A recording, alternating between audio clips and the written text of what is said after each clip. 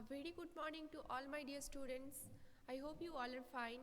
In previous class, I have discussed about excretion in others animals, okay, and also I have told about dialysis, artificial kidney machine. No, now today I will start transportation in plants. We have finished transportation in animals, okay. Now transportation in plants, there are two subtopics, that transport of water and minerals, and another is transpiration. Okay, so let's start, and this is 11.3 from your book, page number 128. Okay, just try to follow me. As you know, in chapter 1 nutrition in plants, there you have seen that water and minerals, nutrients from the soil, they are taken by plants actually through roots and transported to the leaves, that you have seen, and the leaves prepare food for plants using water and carbon dioxide during photosynthesis, you know, that's also. And you also learned in chapter 10 that food is the source of energy. Every cell of an organism that get energy by breakdown of glucose, you know, from glucose there is energy can be obtained, okay. Now the cells use this energy to carry out vital activities of life. That energy is mainly to do any work, okay. Now therefore food must made available to every cell of an organism. Every cell of an organism, in every cells of the organism, food must reach, okay. Now have you ever wondered how water and nutrients absorbed by the roots are transported to the leaves, and how is this food prepared by the leaves carried to the parts which cannot make food? Now just think of our home. For water transport, there are pipes here and there. Pipes are there, no, for transport of water. Now for that water is become available to us due to such pipes, okay. Now just like us, the plants may also have pipes and transport pipes to transport water to the entire body parts, okay. Now transport of water and minerals.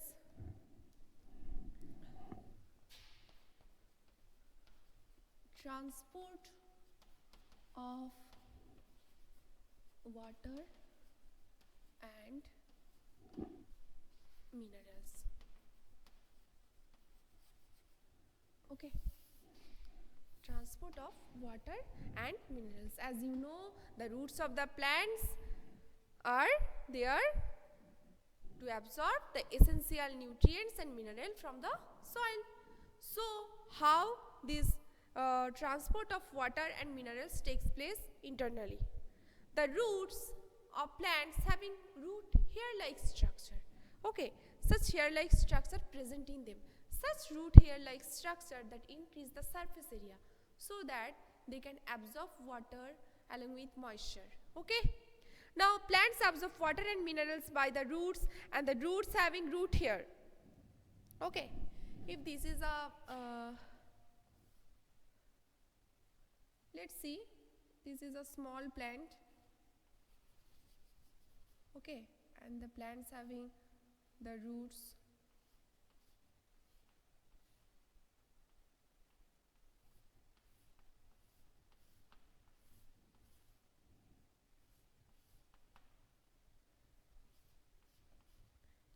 and these roots having fine root hairs.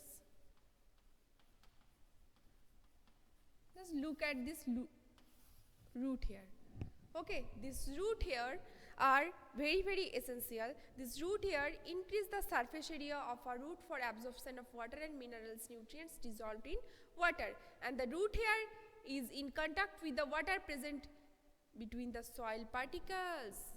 Now if we want to see this picture in a microscopic way, then we can see that if this is a root can be just under microscope, we can see the structure like this way. This is the root here that is arising from the root, and around it so many soil particles are there, and from the soil particles water enters here, and air is also present here.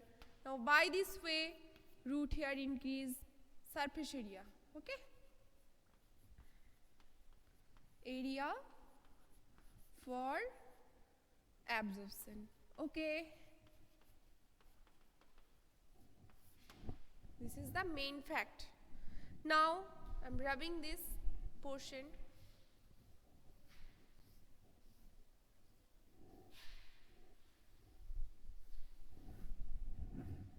Now, can you guess how water moves from the root to the leaves?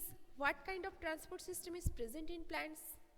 Now, plants have some pipe-like vessels to transport water, minerals and food, nutrients from the soil. The vessels are made of special cell. You know what is cell? Cell is the structural and functional unit of life. Now, these cells forming a vascular tissue. As you know, the vessels through which the water, minerals or nutrients are actually transported from root to the various parts of the leaves. Such vessels are made of special cell forming a vascular tissue. Now, these cells are being called tissue. Why? It's because a tissue is made up of a group of cells that perform function together. Okay, as you have already learned that cell is the structural and functional unit of life, and when so many cells they are function together in a specialized way, then they can be called as tissue. Then from a tissue that can be that maybe tissue will be of a particular organ, then from organ system. As you know, cells too, when so many cells is the basic structural and functional unit of life, then so many cells perform together to perform a particular activity, then they can be called tissue. Then when tissues are performed in a particular organ, they will make a organ. Then organ system, just like digestive system, respiratory system, so many organs that work together to form a system, and that so many organ system make an organism. Okay, this is the basic things you have to remember, that cells performs the basic activities. They are the fundamental unit of life. When so many cells they are specialized for they are a group of cells and specialized for a particular function, they are called tissue. And they are group of cell, tissue, and tissue that is when so many tissue are performed together, then that can be act as an organ. And organ, when so many organ work together to form a system called organ system, and when in a full body of an organism, when so many systems are there that make an organism's whole, fully. Okay, understood this thing? Any problem up to this, you can ask me in the e-portal. Okay, now just I have made this concept of cell and tissue. So tissue is a group of cells that perform the specialized function in an organism. Now I have told you that that such type of vessels or pipes are present in the plant. They are called vascular tissue.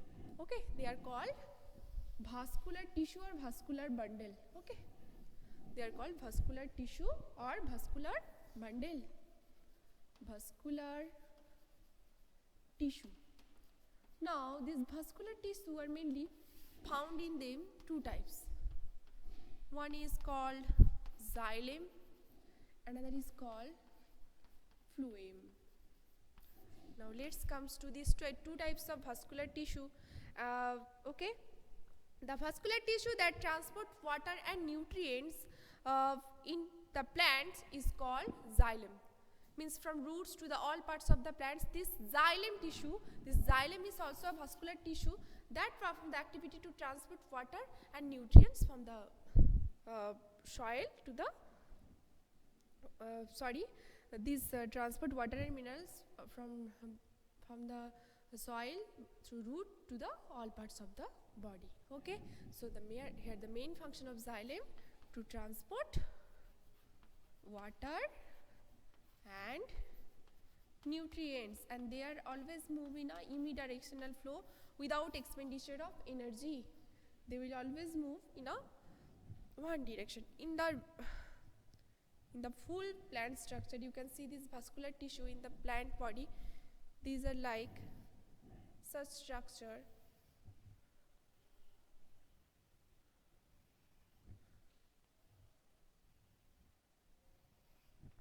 And water and nutrients, these are being uptake and these are flow in unidirection way. This is called xylem. They are pipe or vessel like structure. Okay, so I hope you understood this, the xylem. Okay, and the xylem form a continuous network of channel that connects the roots to the leaves, to the stems, branches, and thus transport water to the entire plant. Okay, so here the main function to transport water along with some nutrients. Okay, now xylem have such a continuous network of channels that connects roots to the stems, then branches, also the leaves. Okay, such types of vessel can be present in the whole body of a plant. Okay, such vessels called xylem. Now comes to phloem.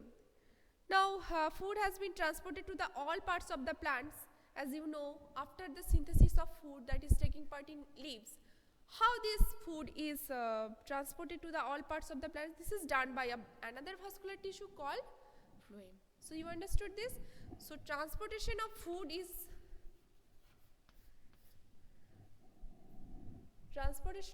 by such vascular tissue called phloem.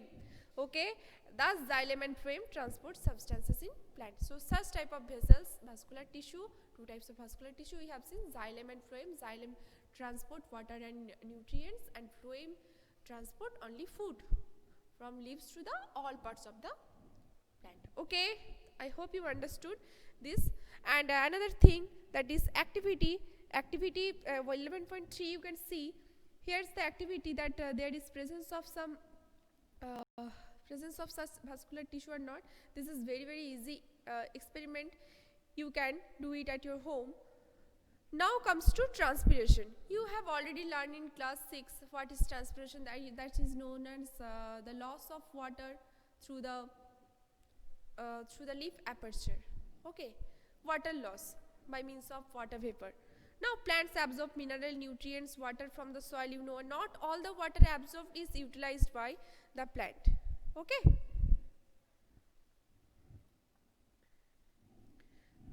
Now the water evaporates through the stomata present on the surface of leaves by the process of transpiration. Okay, and the evaporation of water from the leaves generate a suction pool. Suction pool means whenever by a straw you can suck some drinks like juices or cold drinks. Okay, such like that. That is called suction pool, which can be pull the water to great heights in the tall trees. And transpiration makes the plants cool, just like us. When we are sweating, after sweating, that makes our body cool, and in plants also such transpiration makes their body more cool. Okay, so I hope you understood. So here we have finished the chapter transportation in animals and plants. In the next class I will give you exercise question answers. Okay, have you a happy, very happy Christmas ahead in advance. Okay, goodbye students, have a nice day.